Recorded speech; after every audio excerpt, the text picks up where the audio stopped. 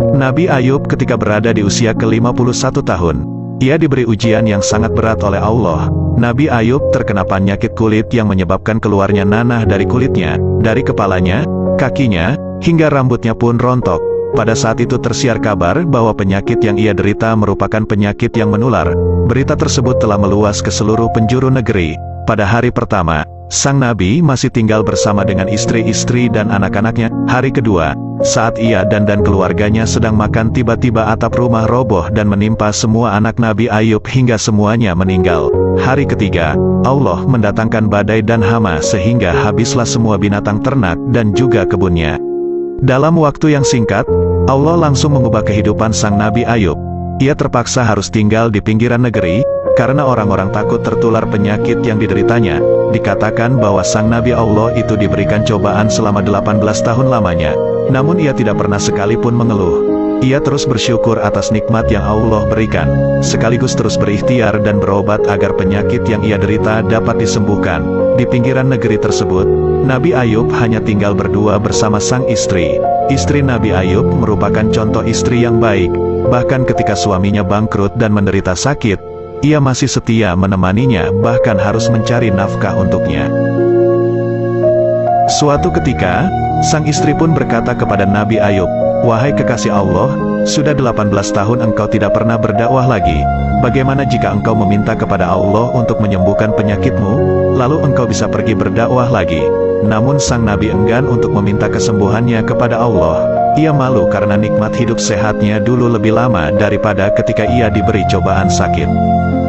Lalu Nabi Ayub menjawab, "Wahai istriku, berapa lama dulu kita dalam keadaan nikmat?"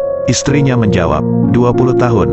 Kemudian Nabi Ayub kembali bertanya, "Berapa lama kita sekarang diuji oleh Allah seperti ini?" Istrinya kembali menjawab, 18 tahun. Lalu Nabi Ayub berkata, "Aku masih malu untuk meminta kepada Allah." Jawaban Nabi Ayub menunjukkan keimanan yang luar biasa.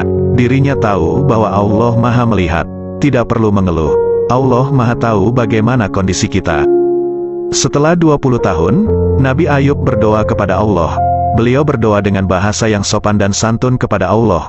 "Wahai Tuhanku penciptaku, pemilikku, sesungguhnya aku sedang ditimpakan penyakit, dan Engkaulah Zat yang Maha Penyayang." Doa Nabi Ayub ini menunjukkan bagaimana dirinya ikhlas atas apa yang akan diberikan Allah nantinya. Entah akan disembuhkan atau tidak, Nabi Ayub tetap akan ikhlas dan sabar dalam menerima ketentuan Allah.